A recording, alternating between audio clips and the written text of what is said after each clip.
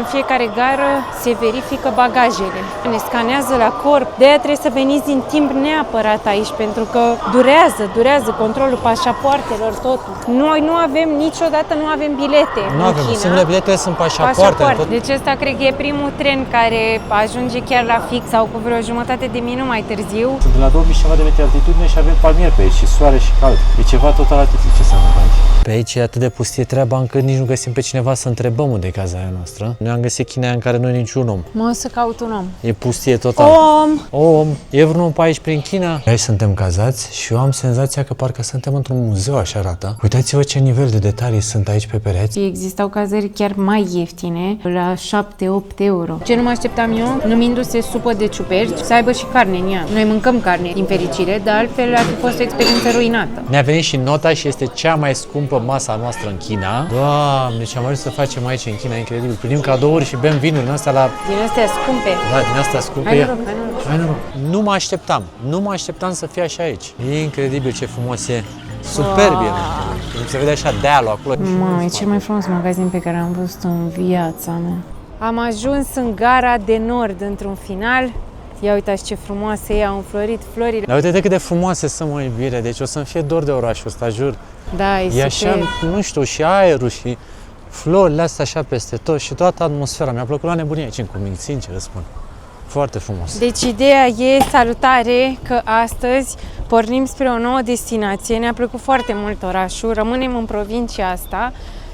Mereu avem dubiul ăsta să mai stăm, să mergem, nu știu niciodată ce-ți rezervă următorul loc, așa că noi riscăm, poate să ne placă următorul oraș și mai mult. Mergem de la 1800 de metri la 2200 de metri.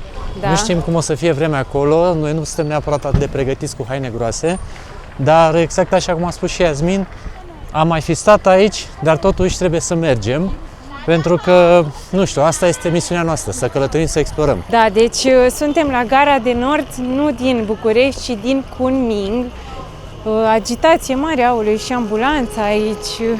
Am venit oricum cu o oră mai înainte, pentru că dacă n-ați văzut episoadele anterioare, am avut mari probleme cu gările de aici din China, cu încadrarea la timp, așa că suntem cu o oră înainte ca să ne găsim peronul. Hai să vedem cum e înăuntru, că gara de sud în care am ajuns data trecută era imensă. Uite, și asta ar trebui să fie și mai mare. Aici avem restaurantul din gară. Eu filmez Alex cară bagajele, nu ne judecați.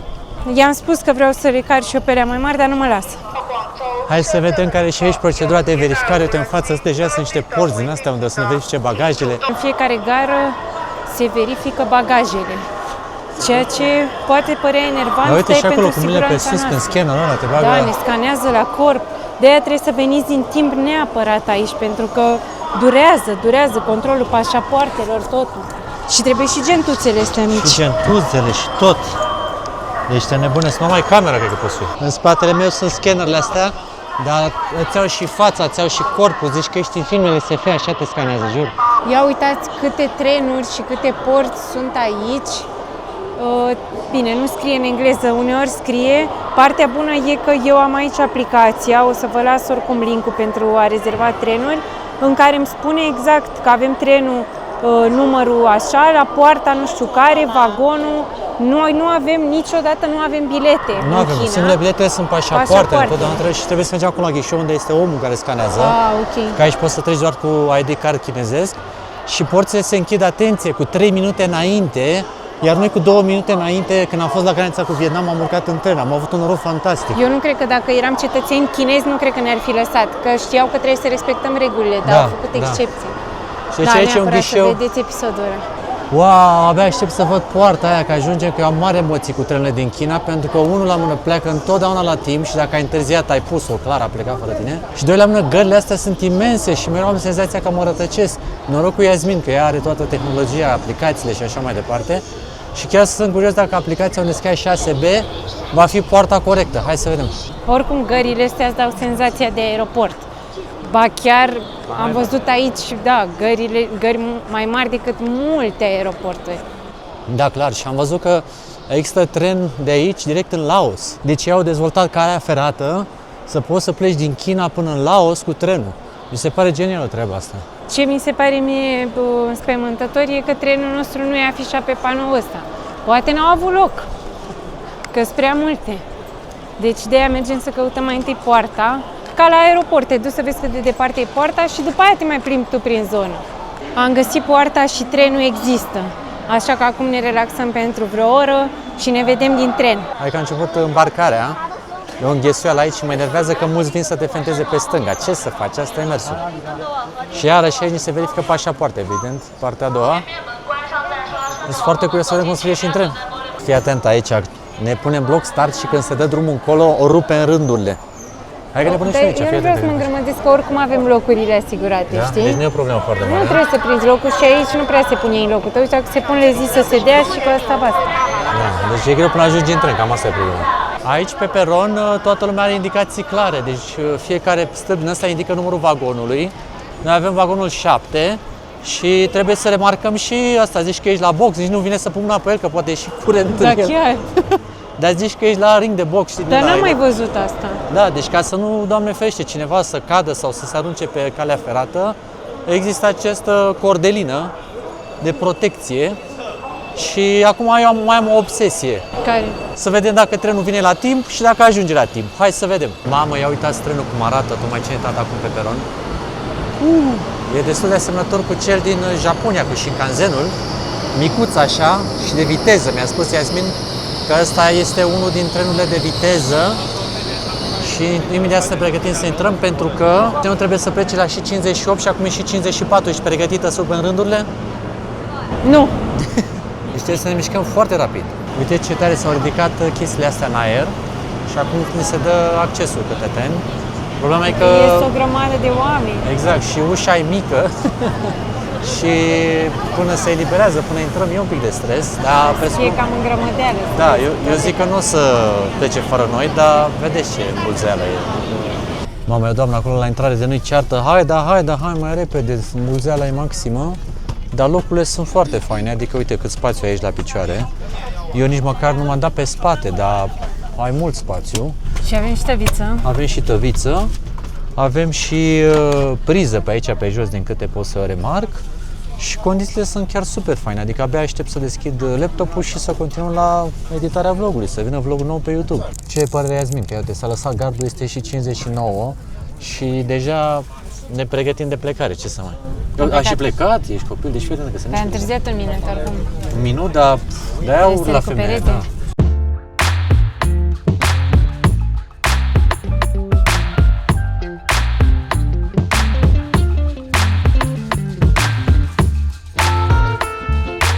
Deci ăsta cred că e primul tren care ajunge chiar la fix sau cu vreo jumătate de minut mai târziu. Noi eram obișnuiți să ajungă mai devreme. Dar e Asta bine. e bine, adică asta e.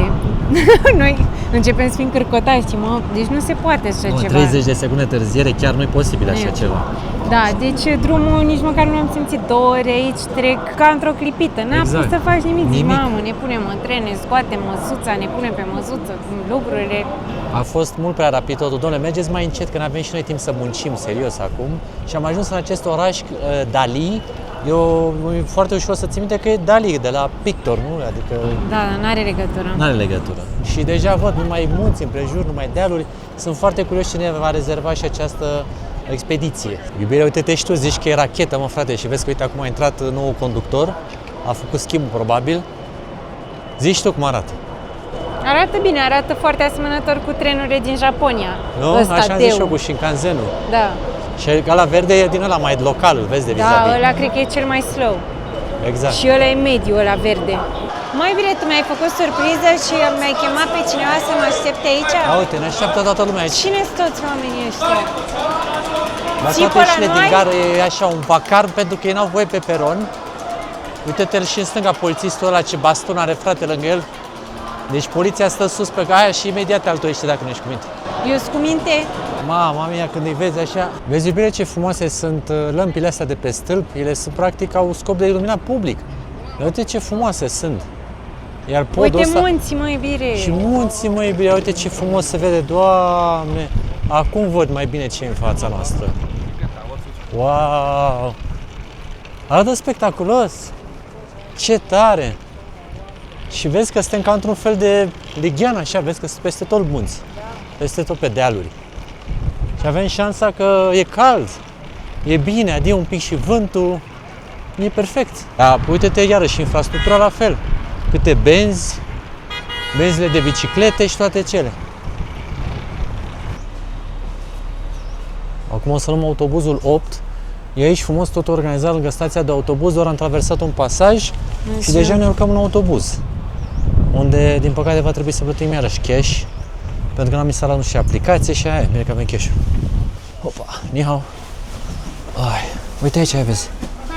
Aici. Și arată bine autobuzul, uite. Curat, frumos, tot ce vrei.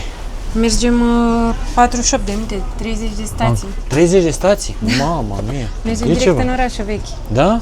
Superb, superb. Sunt foarte curios ce o să descoperim pe acolo. Uite ce frumoase pe aici au palmieri, deși sunt într-un mediu... Sunt la 2000 și ceva de metri altitudine. Da, sunt la 2000 și ceva de metri altitudine și avem palmieri pe aici și soare și cald. E ceva total atipic ce se întâmplă aici.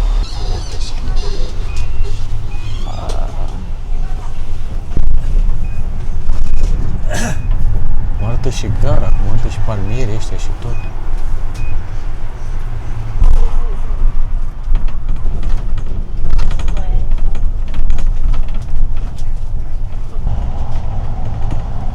Trei pe butonul mic și îți pleacă. Am coborât din autobuz direct printre plantațiile oamenilor. Deci miroase atât de bine, a legume, a pământ muncit. Uite câte flori sunt aici. Da, e superb. Mi s-a făcut o poftă de legume. Da, deci parcă niciodată n-am avut așa poftă de legume ca aici. Am și văzut o grămadă de plantații și de muncitori. Deci fiecare petec de pământ e un verzic cu câte ceva. Deci nu e lăsat nimic la voia întâmplării. Da. Și uite, autobuzul ne-a lăsat chiar aici, la intrarea în centru vechi. Mergem să ne căutăm cazarea. Aici să vezi, Iasmin, deci fii atentă. Ăștia nu sunt reali, nu? Nu sunt reali. Nu. Dar uite ce frumos e totul aranjat. Da. Vai, ce frumos. Aici stăm noi? Nu. Uite și poarta asta de pe dreapta. Da. Incredibil. Dar uitați-vă ce frumoase sunt casele. Ca Maramureș și așa, în fața e o mare poartă de intrare. Și în interior, Doamne, noi nu știm dacă asta e cazarea noastră, poate am intrat la niște oameni acasă. Dar uitați-vă ce frumos e interiorul. Trebuie să vedem. Și totul așa cum se desfășoară pe 2-3 etaje. Ni hao! Nu părea fi nimeni, dar... Nu cred că e asta. Hai să vedem. Și porțile, uitați-le cum sunt sculptate, din lemn masiv. E incredibil de frumos. Pe aici e atât de pustie treaba încât nici nu găsim pe cineva să întrebăm unde e cazarea noastră. Însă eu am pus ochii pe așa ceva, scooter cu ataș, de mult n-am mai văzut. Deci nu e nimeni, deci pur și simplu, și dacă vreau să iau scooterul ăsta aici, oamenii ăștia pur și simplu nu există. Uite, nici aici nu e nimeni să întrebăm și noi vis-a-vis, nimic. Iasmin se zice că în China e foarte aglomerat și că sunt o grămadă de oameni. Noi am găsit China în care nu e niciun om. Mă să caut un om. E pustie total. Om! E vreun om pe aici prin China? Vine un om, dar dacă e tot nu se știe turist, al cui e. să intre pe oamenii ăștia cu ciocanul.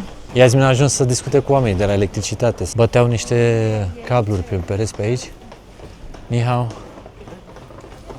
Ăsta? Aha. Uite că ni hao. Ok. Ni hao. Hai că uite a venit gazda noastră de pe niște străzi. Ni hao. Ok.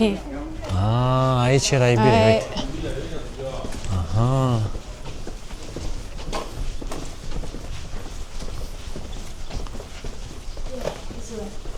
Uite că ce Păi nu e tot aia pe unde am intrat noi? Ba da, e aceeași. Parcă, ha? E aceeași sau nu? Nu pare aceeași. Nu, a? Dar oricum și aici, uite ce frumoasă și intrarea asta. Doamne! Măi, Iasmin, deci asta este o China pe care eu n-am știut că putem să o descoperim. Și poți să-ți iei și costume din astea tradiționale, să le porți. Vai, dar ce frumos e! Și cu interiorul ăsta așa spectaculos. Și ce liniște! Te dor urechile, ce liniște! Tu ești singurul care face gălăgie. Eu sunt singurul, da, care produce aici deranj. Aceste costume pe care le vedem aici sunt de la etnia Bai, o etnie care este specifică acestei zone și care trăiesc aici de peste 3000 de ani ca și istorie. Și uite aici are un ibrid ăsta să ude copăcelul ăsta, cine știe ce semnificație o avea, dar uite ce frumos e tuns. Știi unde am mai văzut așa cu păcei tungi? Uite, cu ramuri din asta care pleacă așa. În Japonia, dacă ți-amintești. Pe deasupra gardurilor. Da, copac, exact nu? așa. Ții minte? Din ăsta de copac așa tuns. Evident că pentru spatele meu, așa să urcăm până la etajul 3, a fost o savoare, dar aici suntem cazați și eu am senzația că parcă suntem într-un muzeu, așa arată. Uitați-vă ce nivel de detalii sunt aici pe pereți și toate par a fi din lemn. Lemni, mă, frate, că uite cum sună, serios. Deci eu nu pot să-mi imaginez cam cum decorează oamenii ăștia casele, iar aici bagă și niște elemente din piatră. Vezi? Serios, deci n-am mai văzut așa ceva până acum și nici nu se repetă. Iar aceasta este camera mare, imensă și tavanul, uite cât de mult e până sus, super luminoasă. Cu lemn, așa, Da. și alb. Da, foarte frumoasă camera și cu bun gust, așa, era să zic cu bun simț, dar cam așa e și tot Avem ce se și întâmplă. măsuță, Da, fierbător, da. feon, apă și diverse lucruri, piaptăn și așa, clasic, plus o baie. Da, arată foarte bine. Avem inclusiv prosoape acolo, da? Da, normal. Frumos. Plus aici, fix la intrare, avem și măsuța. Da, avem și măsuța asta de la exterior și toate acestea la doar 10 euro, deci cam 50 de lei. Avem și mic dejun sau ceva? Nu. Nu avem mic dejun, dar asta e. Deci 10 euro pentru cazare aici, dar vă spun sincer, e așa o liniște. Deci eu mă simt ca și cum am venit la concediu de odihnă, nici nu știu unde să vă zic, dar nici nu pot să vorbești prea tare. Eu mă simt ca și cum am fi gălăgiu și școlii, pentru că doar ne vorbim. Dar vreau să spun că suntem și amplasați chiar în centru vechi. Adică zona e foarte bună și existau cazări chiar mai ieftine, la 7-8 euro găsiserăm. Dar am zis că aici avea review-uri mai bune puțin decât celelalte, dar și ele erau ok. Deci sunt opții multe. Excelent. Și vă lăsăm link-ul. Vă lăsăm link-ul și mergem să explorăm imediat, ne punem pe picioare și ieșim în oraș. Eu n-am avut stare și am văzut că mai erau niște scări care duceau mai sus. Oh! Da, am găsit aici, uite, o pisică care e destul de mieunoasă, că de jos am auzit-o. Nu o să-i dau drumul, că nu știu care e istoria ei. Dar aici cred că stau oamenii ăștia. Totuși. Aha. Cred că e casa oamenilor aici, Iasmin. Da. Cobor acum, stai să mă atace pisica asta, că prea vrea afară. Pisi. Mamă, vrea afară pisica și nu știu ce să fac cu ea. Nu e? Păi vrea să deschidă ușa. Am ieșit și noi cu oamenii din sat la plimbare, pe stradă, pentru că a găsit Iasmin un restaurant care are 8, nu mi-ai zis? Nu poți să reșești odată. Mufu, Siciula, Odali, Kai, Wild, Juntango. Și încă ceva în paranteză, dar nu se mai încarcă. Zici că vorbești în limbaj de aviație, tango, O fi în limba delta, de aici. de armată, de din asta. Cine știe? Da, ne e foarte foame pentru că noi n-am mâncat, adică am plecat pe la 12 din Kunming, mâncaserăm doar câte un iaurțel, deci am trecut și prânzul și acum mâncăm și prânzul și cina acum. 2 în 1. Da. Și ne poftă de legume, după cum v-am spus mai devreme. Suntem foarte curioși să vedem ce găsim pe aici, sub forma de celui unui hot pot avem noi poftă. Dar să vedem, hai să Iasmin că e foarte bun, stai că te tracă scuterele astea electrice, nu se aud. Și te calcă, ți-am zis, când te calcă... Stai că eu voiam să bag adresa. E varianta silențioasă de a te călca. Mergem tot cu drumul, pare. Perfect. Uite, aici poți să vii să-ți faci ședințe foto dacă vrei. Uite ce frumos e, vezi? E ca un fel de studio. Are și un cosmonaut aici la intrare care s-a legat cu niște cabluri jack la gât. Și uite, peste tot închiriază scutere. Dar chiar vreau să zic că aș vrea și eu să conduc electric. Că eu n-am condus până acum și toată lumea conduce și aș vrea eu să conduc de data asta. Tu și eu să fiu pasager? Da, vrei? Eu sigur că vreau. Dacă nu-mi place și nu mă descurc, nu mă bag prea mult, dar măcar să încerc. Păi eu mă gândeam mai degrabă să mergi singură, că sunt greu. Nu, să luăm două scutere? Păi cum adică tu ești greu? Păi de cine tot amândoi mergem? Da. Conduc eu sau conduci tu, tot aia e? Da. Uite ce frumos ești pe străduțe, în centru vechi. Ai aici magazinul. Uite ce frumos este intrările, mă, bine. Extraordinare sunt intrările și înăuntru, v-am spus, vezi casa. Deci s-a consemnat, Iasmin vrea să conducă ea scooter aici. Aici chiar am curaj, pentru că toată lumea are scutere. Adică nu trebuie permis, Am văzut și unii care nu prea se descurcau, adică poate fi și Ai căpătat periculos. curaj extrem, hă? Dar dacă alții pot ce, aici Da. chiar e momentul. Și eu mă ofer să fiu pasagerul, nicio grijă. Am maximă încredere în tine, e bine. Mulțumesc! Și în aptitudinile tale de șofer. Ne-a văzut, Ce se pare că câine suntem ești. suspect. Doamne, Mamă, ce vezi, rasă de câine o fi asta, n-am mai văzut în viața mea, dar ai văzut ce mare era? Era imens, mi-a înghețat sângele în Nici nu vene. știu dacă când pe aici mergeam. n-am Doamne, trecut cât pe de lângă. frumos era. Ai văzut ce frumos era? Da, dar i s-a imens. părut suspect că nu uitam așa la ele, Da. adică era pe poziție. Bă, ce Era vă pe uitați, poziție mă? și era bine legat. M-am uitat la stăpudă care era legat, vă spun sincer. Și uite ce frumos se vede raza de soare, cum pică așa după munte, vezi, Da, sus? e superb. E minunat aici. Ni hao. Ni hao. Ni hao. Piao Liang. Piao Lian. Ni hao. Doamnele erau din etnia Bai și ați văzut ce frumos erau îmbrăcate, stăteau acolo la taină, povesteau și noi bănuim că nu prea vorbesc chineză, o să ne mai interesăm puțin. Sigur au dialectul lor, îți dai seama, dar mă gândesc că poate mai înțeleg chineză, dar nu cred că e limba pe care ele o vorbesc, Exact. mai ales între ele. Da, între ele și stăteau acolo așa și ce frumoase erau, în vârstă bine, păreau trecute de 80-90 poate chiar. Și ăsta este centrul vechi.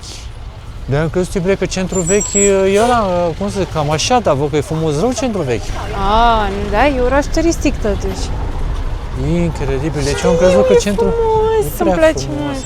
Deci azi dimineața când am plecat, eram așa în regrete, că am zis că ce am mai fi stat, ce am mai fi explorat și pe acolo și Iasmin mereu îmi zice, da, dar vezi că mergem în altă parte și o să fie poate și mai frumos, și mai interesant. Și ai avut dreptate. Foarte frumoase sunt restaurantele și toate cu acest iz tradițional. Adică și miroase așa un pic a fum în atmosferă, s-a lăsat puțină răcoare, mergem să mâncăm ceva cald și dacă ar avea și vreun vin fiert sau vreo țuică fiartă aici, cred că ar fi atmosfera perfectă. Uite și aici ce frumos e. E clar că aici șupercile sunt cele mai solicitate. Bine, se mai face curățenie, se mai aruncă la canal, ce să faci? Vă arătăm tot. Uite, fata asta s-a pufoșit. Da. Era pufoasă din cap până în picioare. Eu mă gândeam să mă îmbrac în pantaloni scurs, că nu mai am haine, deci avem doar câte un rând de haine de Da. vremea asta. Astea sunt grijile călătorului. Ce să facem? Cred că v-ați obișnuit cu noi cu aceleași haine, dar... Poate ne cumpărăm altele, dar n-am avut timp, deci nici timp n-am. N-am avut timp. Păi ce să facem? Noi cu ghiozdanul, câte să bagi într-un ghiozdan? Și așa s-a umplut. Da, s-a și umplut și cu cât băgăm mai multe, ați văzut și așa spinarea mea obosită, da, păi dacă mai băgăm. I-am spus Iasmine mai devreme la cazare că eu de aici mi-aș lua mobilă. Deci uite-te și tu ce lucrare au în zona de lemn. Adică totul arată super frumos și îngrijit. Și am mai remarcat aici, foarte interesant, au niște geamuri din astea foarte, foarte mari, dacă se pot vedea și aici, așa, și aici. Și geamurile astea se rup așa în două și se deschid și îți lasă mare spațiu. Foarte ingenios, n-am mai pomenit așa ceva. Ce frumos e și aici decorat. Da, păi, Cactus. este impresionant. Adică noi vrem să filmăm lucrurile care contează, dar ne impresionează foarte multe lucruri pe aici. Am găsit un magazin cu haine tradiționale. Iubirea, am văzut niște piese în interior de nu vrei să știi. Iar la ei se va găsi mereu o combinație asta de albastru cu alb, specifică etniei Bai. Deci peste tot vezi că sunt mai așa. Dar uite-te și aici ce frumoase sunt. Uite acolo, vezi bluzele alea. Cum se scumpuțe, 700. Intră la mine în ghiozdanele? Pe intră sau le ții pe tine, nu-i problemă. Dar vezi totul cromatică, uite, în tot magazinul, cu albastru și cu alb, peste tot. Păi pentru că folosesc tehnica asta de a picta cu albastru ăsta. Tie-dye se numește. Tie-dye? Da. Ah, ce interesant. Descoperim o grămadă de lucruri pe aici, sincer, de care nu știam. Aceasta este poarta de intrare în orașul vechi. Și era, vă dați seama, pe vremuri, încă o dată, reamintim, 3000 de ani de istorie aici, da? Sunt multe lucruri interesante care s-au desfășurat și vă dați seama cum trebuia să treci pe acolo, acolo sus erau garnizoanele, te păzeau. Istoria spune că între munte, care e în fața noastră, și lac, care e în spatele nostru, era o zonă de tranzit comercial. Și de aceea orașul acesta a fost atât de înfloritor, pentru că pe aici treceau toate rutele din zonă. Aici e. Aici este restaurantul? Nu știu. Cel căutat? Asta e restaurantul Yeah. Mufu. Mufu. Ok. Aici. Este. Ok. Măi, bine, tu stai la masă aici, uite ce bine arată deja ceea ce zărim, dar eu o să stau aici, fii atentă, mi-am găsit locul. Ia. Aici e locul meu, e bine. Aici mă servești. Ai un tron din ăsta regal. Miroase foarte bine, miroase chiar a ciuperci, să știi. Da. Ai văzut ce e aici pe stâlp? Ce? Da, dar nu e Michelin. Nu e Michelin, dar e alt ghid pe aici ce se întâmplă. Și la intrare acolo, n-ai văzut? Aoleu, și acolo, da, uite, la intrare este o grămadă de premii afișate. Deci se pare că se mănâncă bine aici. Mi-a spus că pe... Au 3 tipuri de insecte. Ia. Deci în restaurant poți să comanzi 3 tipuri de insecte. Și printre cele mai scumpe preparate din restaurant. Exact, incredibil. Deci poți să comanzi viermi de 3 tipuri. Deci aici... Costă mai mult decât vita. Chiar și mai mult decât creveții. Nu te super dacă îi găsești mâncare sau ceva, pentru că ei sunt mâncarea. Mamă, și ne-a adus doamna pe masă aici un ulcior, așa.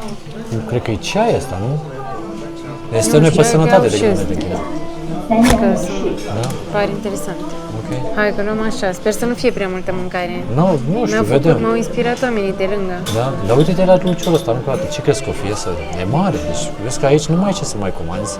Și cred că trebuie să ne deschidem asta. Da, e foarte interesant cum arată. Miroase a ceai din ăla, de-am mai băut în China, din ăla, pe sănătate maximă, ți-am. Deci noi după ce plecăm din China o să radiem. Eu acum sunt foarte curios să văd ce e în, nu știu, în pungă asta. Mi-a zis că ar trebui să fie un set, deci că face unboxing. Deci ai o cănuță, poate asta e pentru ceai. Aici mai e o farfurioară, o bolie și aici e o farfurioară, care apropo este și inscripția. Pare că sunt chiar cu porțile. Da, cu poarta pe care am văzut-o mai devreme. Și probabil că asta vine așa și aici o să spun ceaiul, mă gândesc, nu? Cam așa. Te-ai gândit foarte bine. Foarte bine, da. Până vine supa și partea de ciuperci și am dat-o pe un pic de carne. Arată bine porcul ăsta. Foarte colorat de-a dreptul. Cred că și un pic picant, n-aș zice. Cred. Nu? Dar bine dată mâncarea aici, serios. Chiar îmi plouă în gură rău de tot.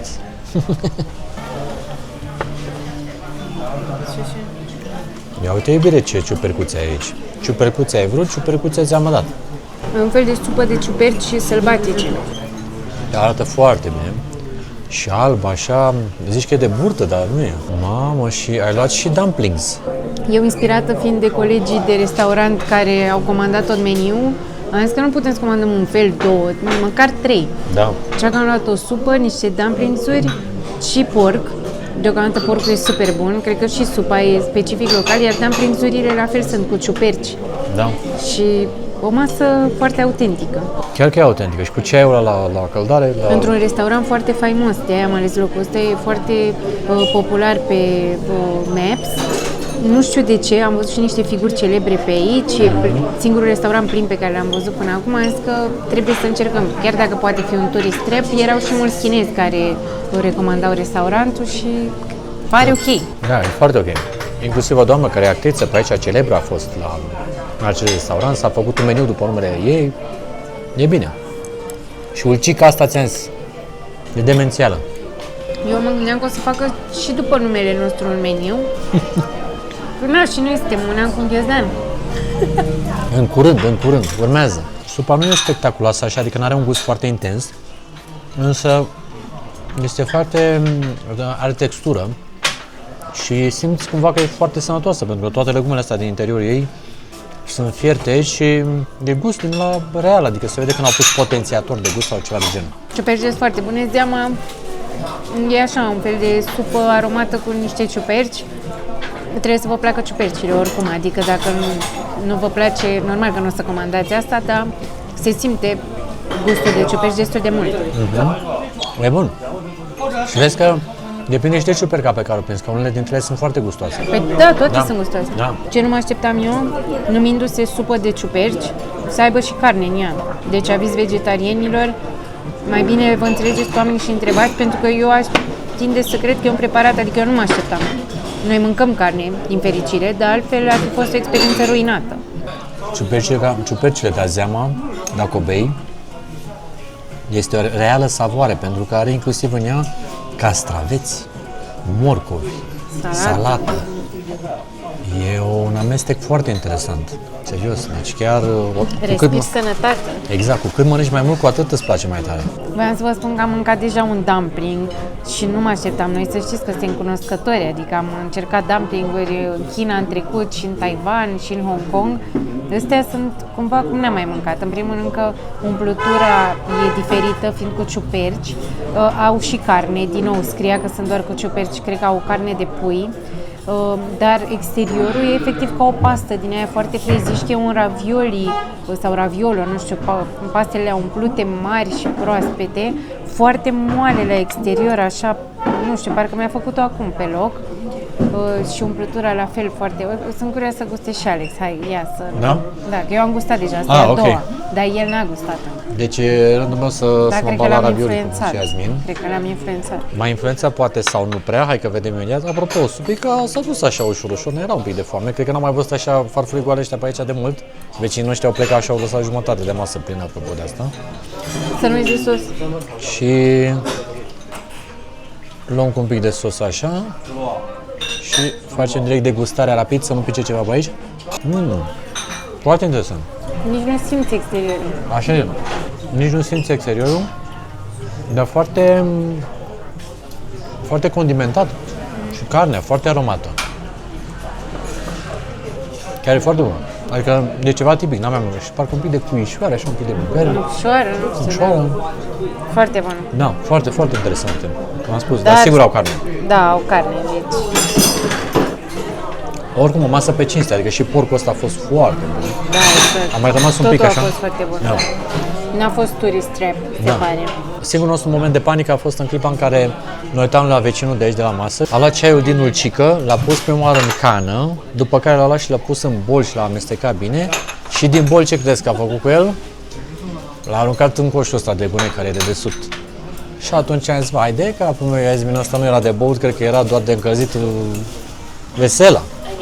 Dar după aceea m-am liniștit pentru că am mai pus o dată și a băut. Deci probabil că el prima oară a vrut să încălzească vesela și după aceea să bea. Foarte tare.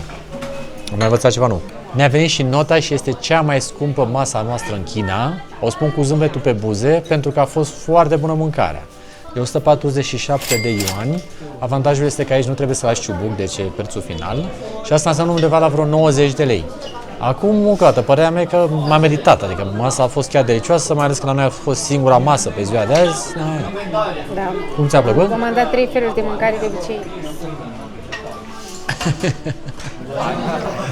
Stai că de ce am comandat, au venit băieții cu ceva și nu știm ce se întâmplă. Când noi am întrebat că am văzut chestiile astea, send to you. Oh, yes? Wow, șeșe. Șeșe. Deci ce de drăguț, ne-au dat cadou, că noi eram curioși ce e vinul ăsta și nu știam cred. ce trebuie. Și nu știm ce ne-a trimis, asta e send to you. Și cum se bea? Nici nu știm cum se bea. De ce drăguț, că noi am întrebat mai devreme că a trecut chestia asta mai încolo, adică am văzut recipientele astea și nu înțelegeam ce e cu ele. Și ne-au spus băieții că e send to you, dar nu știi de la cine. The alcohol content of this wine is around 8 degrees. Ah, strong. Cât Deci e? are 8%. Nu e așa să... Păi da, da. Nu vine să crezi și cum se bea, deci nu. Mamă, incredibil, ce tare. Uite ce frumos, mă, frate. Și cred că vine și cu un mesaj. Da, stai să dăm. Da, cred că are și Ia. un mesaj. Ia, bagă și traducerea. Uite ce înseamnă, mă, frate. Ne-au văzut că eram curioși. Noi vă dați seama, sincer, fiind pe buget, asta e adevărul. Ne-am uitat așa, în saia, ce să... Mamă, dar cum arată. Și este... Dar vezi că am văzut că oamenii... Da, și oamenii am văzut că beau de aici. Mamă, cum miroase. Da, deci trebuie pe... Deci să nu bei așa, că dai pe tine, trebuie să sucești. Nu beau așa, dar miroase bine, rău de tot. Da, și vezi ce recipient interesant. Hai să citim și mesajul înainte. Da, să citim mesajele. Uite, ia cu telefonul să faci traducerea.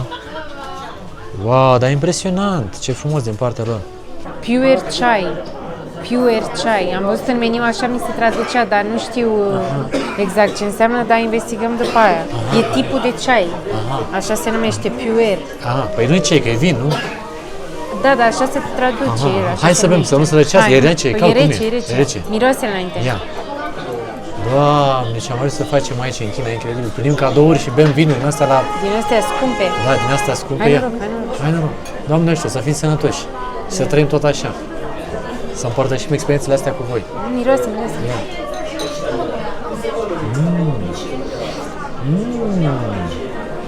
Doamne, zic cum e. Zici că pe parfum. Doamne, ce bun e, dar vezi ce interesant e cum ții să bei din el?